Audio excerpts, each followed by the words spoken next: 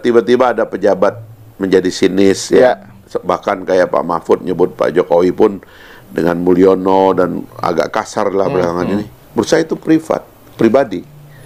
Jadi ada wilayah pribadi dia yang kena serang, yang itu kemudian dia sulit terima gitu. Ini harus dihentikan. Nah, jadi ini semua problem sistemik, Mas, yang harus diintegrasi. Presidensialisme itu maknanya, saya sering mengulang-ulang itu, presiden itu satu-satunya yang dikasih power oleh rakyat itu. Bukan parlementer. Kalau parlemen itu, semua anggota parlemen pegang power. Dia boleh menjatuhkan pemerintahan setiap saat.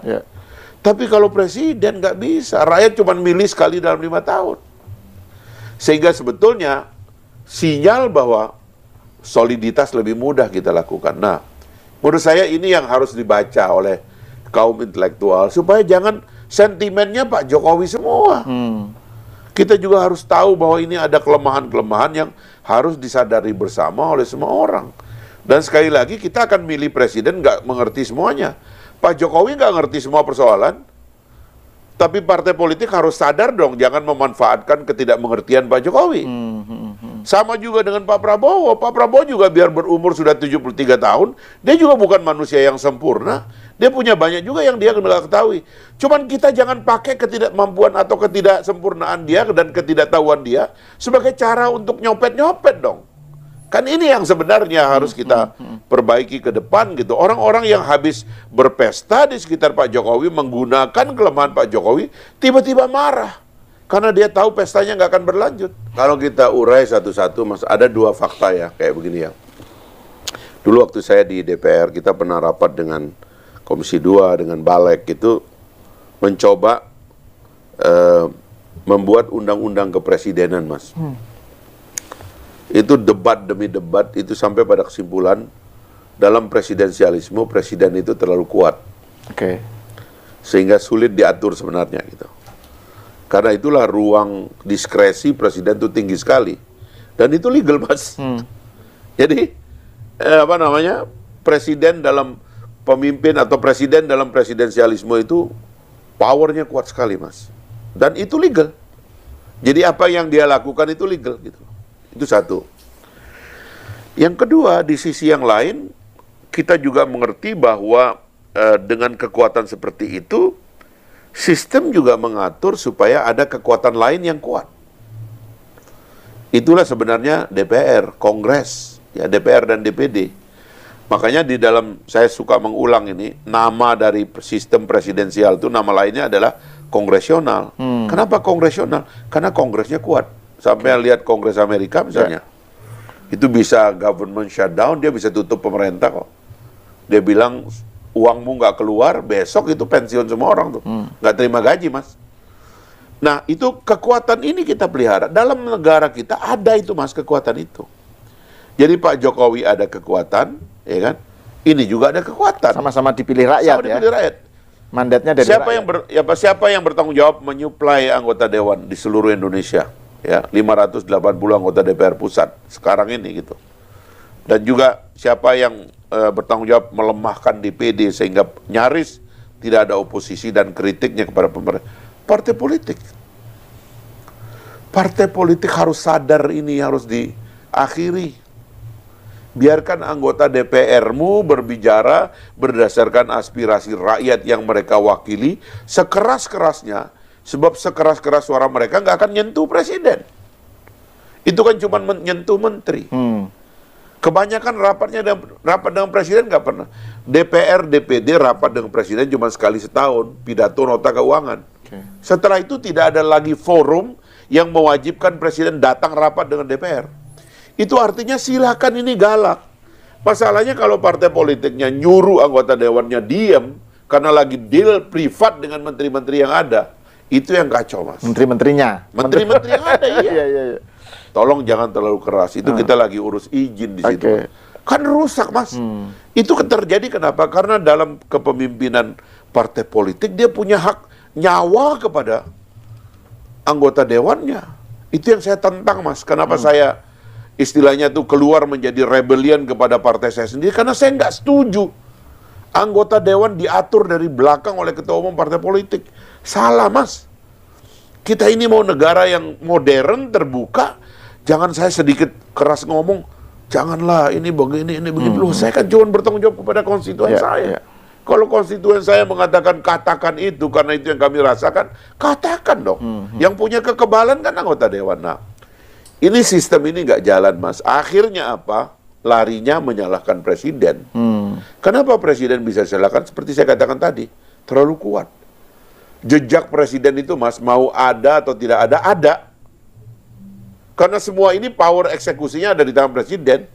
Tapi bukan berarti presidennya salah, karena memang jejaknya pasti kuat, Mas. Presidensialisme itu seolah-olah, Mas, saking kuatnya itu, ada semut terbakar di tengah hutan seolah-olah presiden tanggung jawab.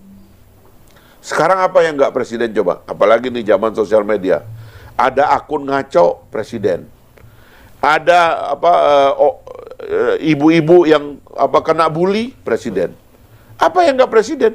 Tapi itu adalah nasib dari presiden juga, tapi kita kaum intelektual jangan gitu cara ngelihatnya dong. Lihat sistem juga dong. Nah, itu saya kira itu yang terjadi, Mas, misleading orang melihat presidensialisme itu begitu. Nah, kaitannya dengan soal sistem ini masih menurut saya menarik karena ini akar masalahnya kan di sini menurut Bung Fahri ya. Kan kalau saya mau kembali ke soal Pak Jokowi lagi. Kan narasinya kan waktu itu ketika Pak Jokowi katakan saja masih didukung oleh PDIP atau oleh kaum intelektual, NGO, Prodem dan seterusnya itu kan karena Pak Jokowi waktu itu masih sebagai petugas partai. Dan petugas partai itu pengertiannya oleh orang PDIP kan dimaknai petugas partai itu artinya taat kepada konstitusi yang diperjuangkan oleh partai lah gitu ya. Petugas partai itu artinya mendukung konstitusi gitu. Tapi intinya masih petugas partai. Ketika Jokowi sendiri, nah itu di situ dia menyimpang gitu. Jadi iya kan ininya begitu. Tuh kan Jokowi begitu dia nggak petugas partai, dia seenaknya gitu. Jadi ini kayak semacam cara-cara Jokowi untuk mengamankan diri dan keluarganya lah gitu kira-kira. Menurut Bung Fahri gimana? Jadi nuansa ini baik di kiri maupun di kanan sama itu, Mas. Absolutisme partai politik itulah yang agak berbahaya gitu. Karena menganggap bahwa sepenuhnya seorang kader partai adalah milik partai. Sepenuhnya begitu. Padahal kalau dalam demokrasi itu ya coba lihat negara-negara yang demokrasinya matang tuh, Mas ya. Kan ketua umum partainya kita nggak kenal. Nggak, iya. Di Amerika juga kita nggak tahu tuh ketua Demokrat siapa, ketua Republikan karena siapa. dia sibuk di dapur. Kerjaannya itu ngatur training, ya kan, rekrutmen, kaderisasi, cetak buku, ideologi partai, kebijakan pembangunan, rancangan undang-undang yang akan diusulkan untuk diadvokasi oleh pemerintah yang sedang berkuasa dan sebagainya, ideologi partai. Kerjanya di belakang layar, Mas, semuanya. Urusan berkuasa adalah kader yang lolos dari rahim partai ini, lalu dicalonkan dan dipilih rakyat. Tapi waktu mereka berkuasa, nggak ada kesibukan mereka untuk ngurus yang berkuasa. Sebab itu adalah hak rakyat. Dia kan dipilih oleh rakyat. Kesibukannya partainya apa? Dia kembali ke dapur. Ini harus lebih banyak itu. Makanya kalau mereka pidato, dia bilang ini adalah partainya Jefferson, ini adalah partainya Washington, ini adalah partainya Bush, ini adalah the party of Reagan, macam-macam lah. Jadi dia nisbatkan itu kepada kader-kader raksasa yang dilahirkan oleh partai. Lah bukan kemudian saban hari ngintilin orang yang berkuasa, kekuasaan. Presiden disuruh-suruh, anggota dewan disuruh-suruh. Ya kan? Dan kadang-kadang kita dengar istilah Korea-Korea. Itu. Siap. Apa? Nggak boleh itu. Ini negara demokrasi. Meskipun saat itu diterima oleh publik sebagai sesuatu yang guyon ya, melucu ya kan. Memang Pak Bambang Pacul ketika dalam itu kan dengan Pak Mahfud kan, dia bilang, ya kita sih oke ini, tapi kita ini kan Korea-Korea. Itu menunjukkan sesuatu yang problematis. Di mana aspirasi rakyat? Ya kan kalau kayak begitu. Nah makanya saya bilang, partai-partai kita sadar diri. Ini salah. Kemewahan kita sebagai partai politik adalah ketika pikiran kita dipakai di ruang publik. Ketika gagasan kita dipakai untuk ngurus negara. Oleh siapapun. Apalagi kalau bisa, kalau kader-kader yang kita cetak ini menjadi pejabat publik. Dan cukup once loyalty to my country begin, loyalty to my party ends. Kan selalu begitu, Mas. Ini enggak kita ini. Ketua umum partai powerful betul. Dia yang ngurus ini, dia ngurus itu. Dia yang memutuskan nanti si ini loyalitasnya kepada siapa. Itu mesti kita hentikan. Nah, terkait itu juga yang kemudian kita baca dalam penyalahan-penyalahan kepada presiden. Yang saya bilang tadi itu. Powernya di MA dianggap kuat. Powernya di MK dianggap mengatur semua hal. Powernya. Itu karena presidensialisme, Mas. Tidak bisa dihindari. Karena presiden memang terlalu kuat. Dan presiden itu ada fungsi legislasinya. Dia bisa bikin legislasi, undang-undang lebih powerful dari DPR, Mas. DPR kalau bikin undang-undang, bikin naskah akademik, pergi ke luar negeri, studi banding, rapat dengar pendapat, hearing. Presiden sampean jadi Menteri Hukum dan HAM, sore ini saya bikin judul undang-undang, saya minta ini diatur, kasih sampean. Mas Sahal, 2 hari lagi saya minta ada undang-undang, saya mau bikin perpu. Saya teken 2 hari lagi dan saya umumkan. 2 hari lagi ketemu Mas sampean kasih ke Presiden draft perpunya, keluar itu, Presiden teken dan diumumkan sudah jadi undang-undang, Mas. Langsung berlaku kayak undang-undang. Nanti tunggu DPR-nya sebulan kalau dia mau batalkan. Powerful dalam legislatif. Presiden juga punya kekuatan judikatif. Pengadilan sudah menyalahkan orang, dia bisa rehabilitasi, dia bisa amnesti, ya kan, dia bisa mengampunkan orang, membersihkan nama orang.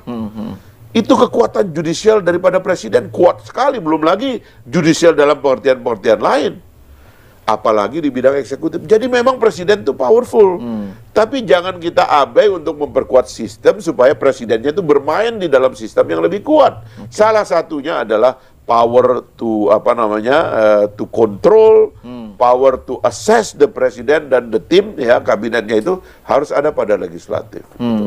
Baru kita melihat permainannya asyik, Mas. Jadi sampai nanti nggak bilang nggak pernah ada sebenarnya yang legislatif heavy itu, Mas. Legislatif heavy itu apabila jumlah orang yang nggak suka sama presiden dari kalangan partai politik dan ketua umum partai politik lebih banyak.